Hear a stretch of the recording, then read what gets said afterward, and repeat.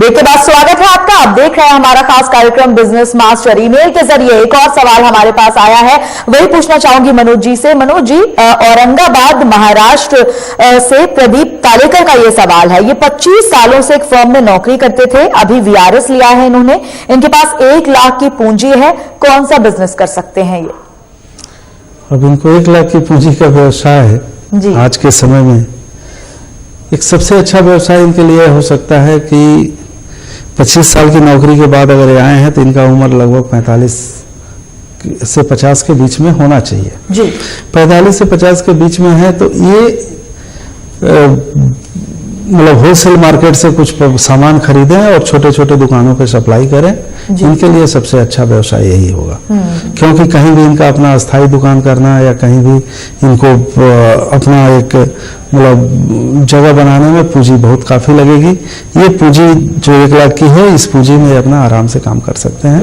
इन्हें कम से कम 40,000 रुपए की पूंजी मार्केट में रखनी चाहिए और बाकी 60,000 की पूंजी इन्हें हाथ में रखनी चाहिए, जो मतलब किसी भी रिस्क किसी भी रिस्क को खत्म करने के लिए जी जी। और किस तरह का सामान इनका हो मनोज जी? जैसे होलसेल मार्केटिंग में सबसे बड़ी बात है होलसेल मार्केट में इन्हें जाना चाहिए। प्रसाधन प्रोविजन स्टोर्स के जो सामान होते हैं, छोटे छोटे बहुत सारे सामान होते हैं जो होलसेल मार्केट से मिलते हैं और वो ले जाके छोटे छोटे दुकानों में सप्लाई किए जाते हैं। जैसे दिल्ली का मार्केट हो गया, मुंबई का मार्केट हो गया, कलकत्ता का मार्केट हो गया, इन सब मार्केटों से लेकर और उसको छोटे छोटे दुकानों में देना चाहिए तो इन्हें मार्जिन भी अच्छी मतलब मिल सकती है। यानी कि अच्छे मार्जिन के साथ ये वहां पर ये अच्छा बिजनेस शुरू कर सकते हैं। 1 लाख रुपए की अगर पूंजी है तो 40,000 रुपए आप इन्वेस्ट करिए, 60,000 रुपए अपने हाथ में रखिए, जिससे आप किसी भी तरह के रिस्क से बच सकें। नवीन का रुख करना चाहेंगे एक बार फिर से कनॉट प्लेस से जुड़े हुए हैं हमारे संवाददाता नवीन। अगला सवाल। देखिए, हमारे साथ एक और शख्स हैं जो अभी लेडी हैं जो चंडीगढ़ से आई हैं और अपना सवाल पूछना चाहती हैं मनोज चंद जी से। और इन्होंने ये भी कहा है कि चंडीगढ़ में मैंने शो देखा था, उसके बाद जब मैं दिल्ली आई तो मुझे बड़ी उत्सुकता थी, बड़ी उत्साहित थी मैं कि अपना सवाल पूछ पाऊं मनोज चंद जी से, और खुद अपना सवाल पूछना चाहती। पूछिए अपना सवाल। सर, मैंने बीटेक किया है और जैसा कि हम सब जानते हैं कि इस समय इतने इंजीनियर्स हो गए हैं कि हमें समझ नहीं आता है कि हमें अपना करियर कैसे बनाना है। मैं बिजनेस शुरू करना चाहती हूँ बट मेरे पास उतने पैसे नहीं है, नॉलेज उस लेवल की नहीं है, तो मुझे क्या करना चाहिए? और मेरी एक रिक्वेस्ट है मनोज चंद जी से कि मैं चंडीगढ़ से स्पेशली बिजनेस गुरु के लिए आई हूँ दिल्ली, तो प्लीज आप चंडीगढ़ में भी एक शो ऑर्गेनाइज कराने की कोशिश कीजिए। सबसे पहले तो मैं आपको धन्यवाद दूंगा कि आपने इस शो में अपने सवाल को पूछने के लिए दिल्ली तक आपको आना पड़ा जी। तो इसके लिए आपको बहुत बहुत धन्यवाद। दूसरी बात, आप किस ट्रेड से इंजीनियरिंग की है यह आप बताइए तो फिर मैं आपको कुछ बता पाऊंगा। किस फील्ड से इंजीनियरिंग की है इन्होंने नवीन? कौन सा ट्रेड? सर, मैंने कंप्यूटर साइंस से किया है। I am a software engineer. Software engineer है तो आपको फिर नौकरी की कंप्यूटर साइंस से इन्होंने अपनी इंजीनियरिंग की है। सॉफ्टवेयर इंजीनियर को नौकरी के लिए मतलब इस तरह की बात हो रही है क्यों?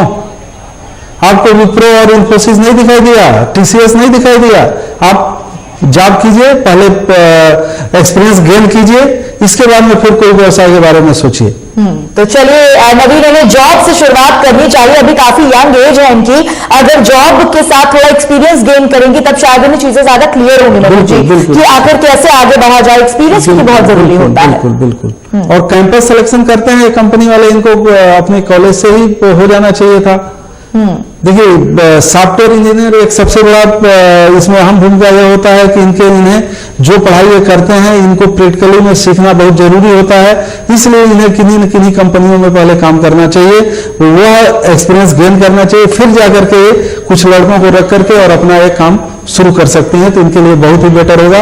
अभी अगर एक काम शुरू करने जाएंगी तो मार्केट एक ऐसा है जो कॉलेज के अंदर चारदीवारी के अंदर कुछ और दिखाई देता है, चारदीवारी से बाहर निकले तो कुछ और दिखाई देता है, वहां पर ये फेल हो जाएंगे और फिर इनको जो है कि कोई इस लाइन में बचाने वाला भी नहीं मिलेगा। तो सबसे पहला दिल्ली तक का सफर इन्होंने किया हमारे बिजनेस मास्टर से सवाल करने के लिए, लेकिन बिजनेस को लेकर क्योंकि इनका सवाल था और हमारे बिजनेस मास्टर जो सलाह दे रहे हैं वो यही है कि आप पहले थोड़ा एक्सपीरियंस गेन करिए, एक अच्छी जॉब तलाशिए, अपने कॉलेज कैंपस से कांटेक्ट करिए। तो अगर आपको एक्सपीरियंस हो जाए उसके बाद अगर आपका मन है बिजनेस का मनोज जी, तो ये बिजनेस शुरू कर सकती हैं। उसके लिए शुरुआती पूंजी क्या होगी ये भी आपको तब तक समझ में आ जाएगा। नवीन, एक और सवाल। देखिए, एक और शख्स हमारे साथ है, वो अपना सवाल पूछना चाहते हैं, क्योंकि अभी 12th इन्होंने पास आउट किया है और उसके बाद ये चाह रहे हैं कि आगे मैं करूं क्या, फील्ड को समझ नहीं पा रहे कि किस फील्ड में जाया जाए। पूछिए अपना सवाल। सर, मेरा एक सवाल है, मैंने अभी 12th क्लियर की है और मैं आगे जानना चाहता हूँ, मैं कंफ्यूज हूँ कि मेरे को आगे फ्यूचर में क्या करना चाहिए जिससे कि मेरे को एक बेटर जॉब मिल सके। मेरा सवाल सर यही है। 12वीं में है, अभी बोर्ड आगे के बारे में पूछ रहे हैं कि उसके बाद उन्हें क्या करना चाहिए, कौन सी फील्ड चुने, क्या बिजनेस करें या फिर नौकरी करें? अभी आप 12वीं में है, 12वीं की परीक्षा देना है आपको। अभी आपको पढ़ाई जारी रखनी चाहिए, कम से कम ग्रेजुएशन कर लीजिए, आपके लिए भी अच्छा होगा और आपके करियर के लिए भी अच्छा होगा। इसके बाद में आप नौकरी में जाएं या बिजनेस में जाएं, उसके बाद में वो आप सोचें, लेकिन कम से कम ग्रेजुएशन कर लीजिए, क्योंकि आने वाला समय में ग्रेजुएशन का बहुत बड़ा महत्व होता है। तो आपको ग्रेजुएशन कर लेना चाहिए। तो कम से कम ग्रेजुएट हो जाइए, उसके बाद ये सवाल पर आइए कि मुझे आगे क्या करना है, बिजनेस करनी है, नौकरी करनी है। अगर ग्रेजुएशन के बाद मनोज जी कोई बिजनेस शुरू करना चाहे, फैमिली से चलिए आपने पैसा ले लिया, जैसा कि आजकल होता है, बच्चे रिस्क लेना चाहते हैं, माँ बाप भी मना नहीं कर पाते, तो कहां से शुरुआत की जाए, क्योंकि उम्र बहुत छोटी होती है, ऐसे में समझ भी उतनी ज्यादा नहीं होती, कहां से वो परिपक्वता लाई जाए और किस तरह से चीजों को समझें? देखिए, सबसे बड़ी बात है, व्यवसाय अगर आप शुरू करना चाहते हैं और व्यवसायिक घराने से नहीं है, व्यवसायिक परिवार से नहीं है, तो सबसे पहले आपको व्यवसाय की जानकारी लेनी चाहिए। बगैर जानकारी का आप व्यवसाय शुरू ना करें।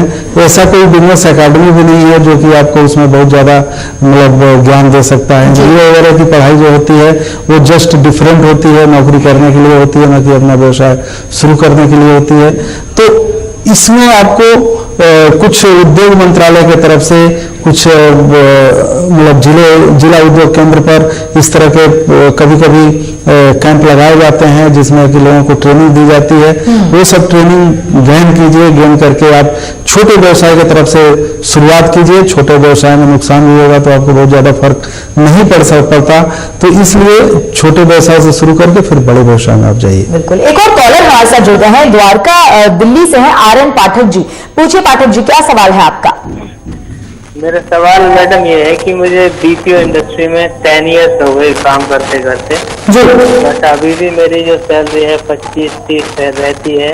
तो मैं चाहता हूँ कि क्या ऐसा कौन सा बिजनेस किया जाए, 10 साल बहुत हो गए, फिर भी हैंड टू 2 लाख रुपए के आसपास मैंने सेव कर रखे हैं, तो ऐसा कौन सा बिजनेस है जो मैं शुरू कर सकूं? मेरे इनसे यही क्वेश्चन। किस इंडस्ट्री में आप काम कर रहे हैं पाठक जी?